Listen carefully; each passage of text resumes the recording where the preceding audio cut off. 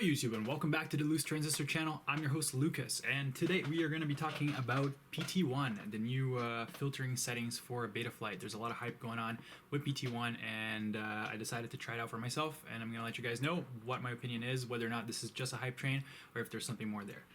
Before we get to PT1 though, I wanted to talk about a few little things. So really quick, the TVS diodes, that generated a lot of buzz. A lot of people are talking about it, asking questions. So I just wanted to clear a few things up.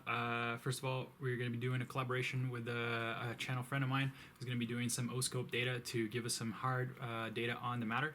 And I'm going to be doing some experiments of my own, basically doing a build with the TVS and without the TVS, with no filtering at all, just to see how it compares on video. So you can look forward to a few more videos coming down the pipelines talking about the subject so that we can really get to the bottom of this. I'm not trying to debunk anybody or anything like that. I just want to learn more and I want to share that information with you guys, so I hope you guys are all on board as well. Other than the TVS, I also got a request for doing a video on props out.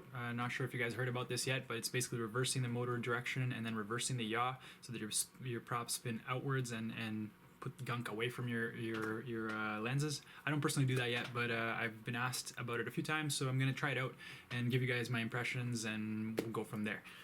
Alright guys, so let's talk a little bit about PT1, what it is, what's the hype all about. So basically, people have found out, and Boris actually talked about this on the RC Group's forum and on the Betaflight Git repository, about how you can remove filtering from your quad if you have a clean build and it should fly better.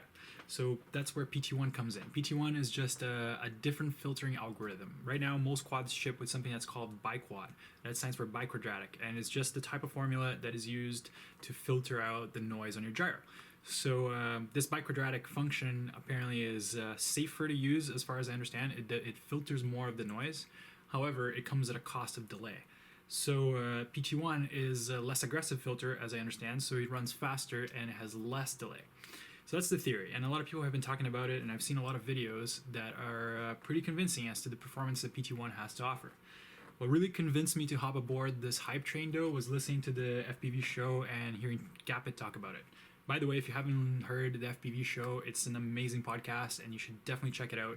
I believe the URL is fpv.fm, so it's really easy to remember, and these guys are doing freaking awesome. They're really knocking it out of the park.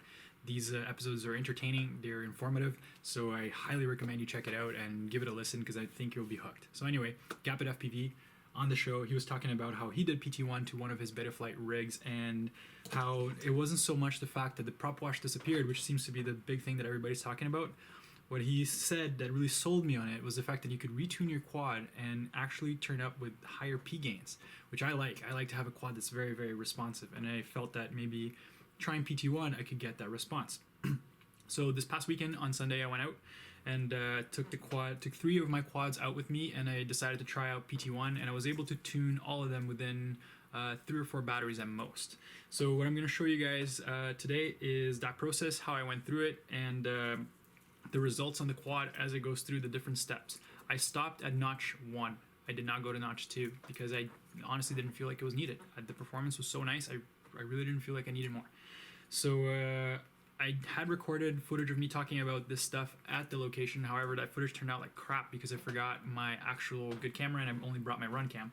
So what I'm going to do basically is just talk to you guys back and forth here, show some video, explain what I was doing, explain what I was seeing, and I'll show you guys mostly DVR, and then I'll show you guys some freestyle of a couple of my rigs flying after doing PT1. So yeah, let's talk about it. So this is a capture of a freestyle flight that I did the day before I did the PT1 tuning, and this is going to be covering the 5-inch Hive build that I did. And as you can see here, the build is pretty smooth already, and in fact this is one of my smoothest builds yet.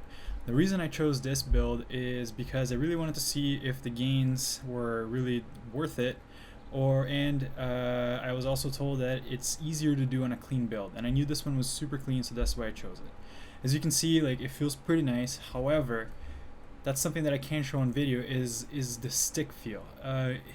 Although it's flying nicely and it looks good on video, especially orbiting, I feel like it's hard to do. I have to do a lot of small corrections throughout the whole movement, sharp turns, that sort of thing.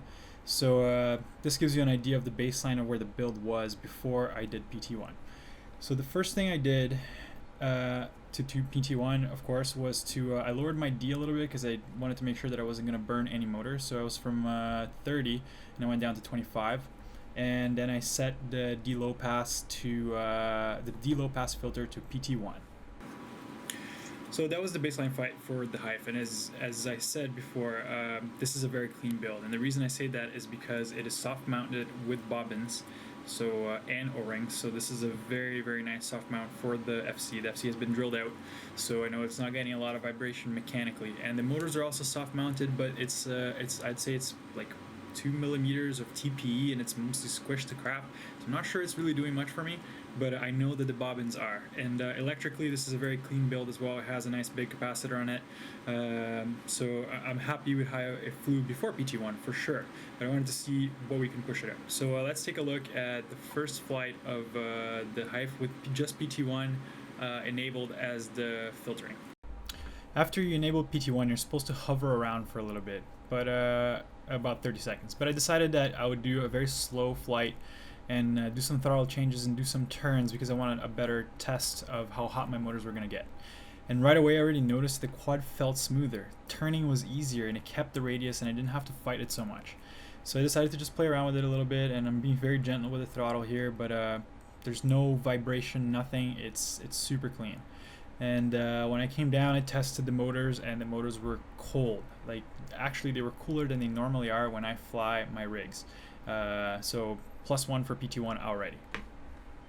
I was pretty blown away already by just literally turning on PT1. And I have to say, at first I was pretty skeptical and I thought it was just a lot of hype and not really worth the trouble, but it's actually not that much trouble to do. It doesn't take very long to test it out. Like, literally turn on PT1, fly around very gently and check your motors, and if they're cool, keep going, man, because the benefits are definitely there. The quad felt more locked in, it felt easier to keep it around the turns and to maintain the radius, and I had a little bit of prop wash on that build, but I already felt better just on that little bit of a flight because it was a windy day, and you usually hear fluttering when on my quads, at least, because I tend to tune them a little bit probably too edgy. So that cleaned it up a lot, but the quad did feel softer. So it was not a slower response, but a softer response. It's almost like your PIDs were reduced. Before moving ahead, I decided to do one more flight, and this time push it a little bit more, fly for about a minute or so, and then come back and check the temperatures one more time. So on this flight, I'm pushing a little bit harder. I want to definitely see if I can get the motors a little bit hot, so I'm trying some turns and flips and rolls and that sort of thing. And I will confess that I was a little bit worried about burning my motor, so I probably didn't push as hard as I should. But I figured it was probably good enough tests to see if the temperature had risen at all. And when I landed, the motors were literally just as cool as they were before, so I figured, okay, this is looking pretty good, and as you can see, it's pretty damn nice and smooth. So I figured I'm going to go ahead and turn notch 1 off. So I pushed the drone a little bit more, and it felt really good. It just lands nicely. Like, I don't know how to put it in words, but when you do flips and rolls and all that stuff, and you just stop the sticks, it just does. So I was really impressed by that, and that was just with PT1. So since the motors were still cool, we turned off the first notch to 0. And I did another slow flight to see if the motors got hot. So we'll take a look at that right now. So this was the first flight with PT1 and notch 0, and I'm just trying to get a baseline to see if the motors get any warmer.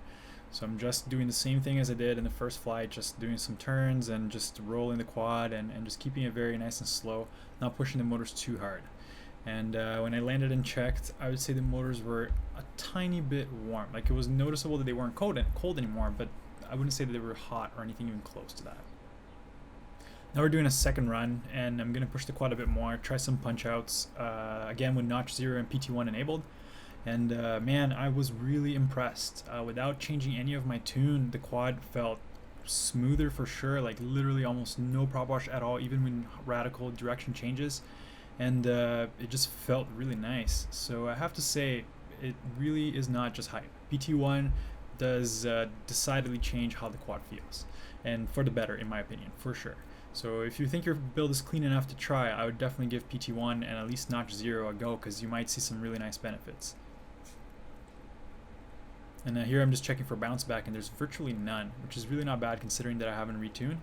I'm pretty happy, and I would honestly fly this no problem.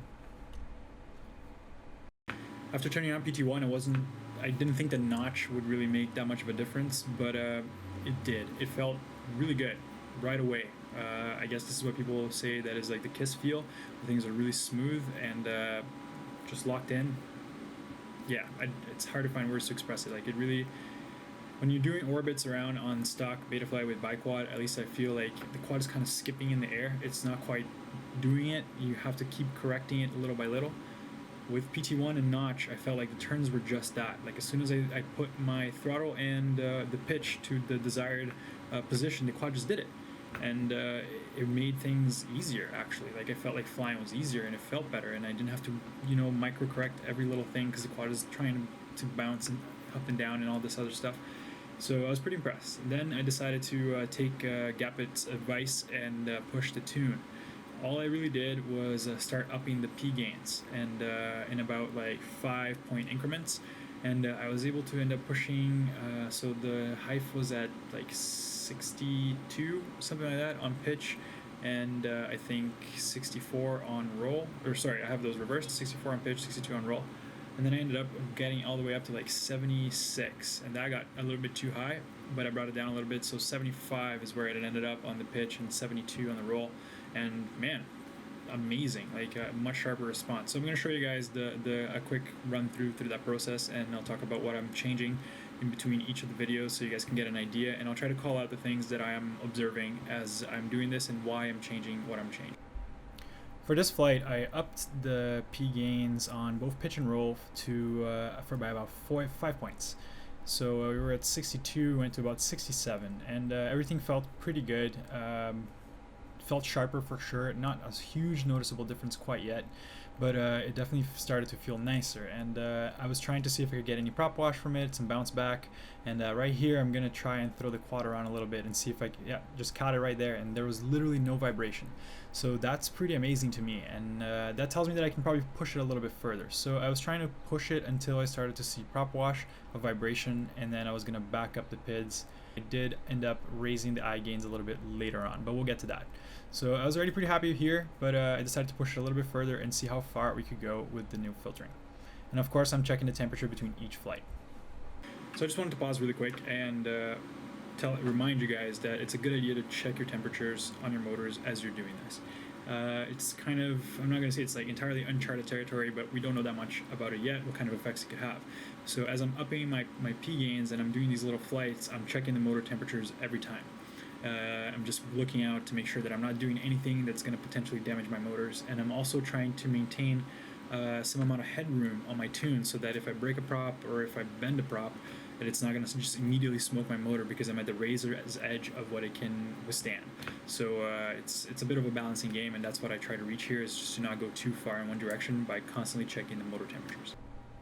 So for this flight I went a little bit crazy. I upped my gains to 8 pretty much on the pitch and like 78 on roll or something like that. And like, although it is flyable and it looks perfectly fine on video, there are a few moments like just there, it jarred a little bit. Yeah, that's telling me that there's a little bit of oscillation happening. We're just entering that range. And I get a little bit more bounce back than I was getting before. Even though it's minimal, I just really hate bounce back, so I try to tune it out as much as I can.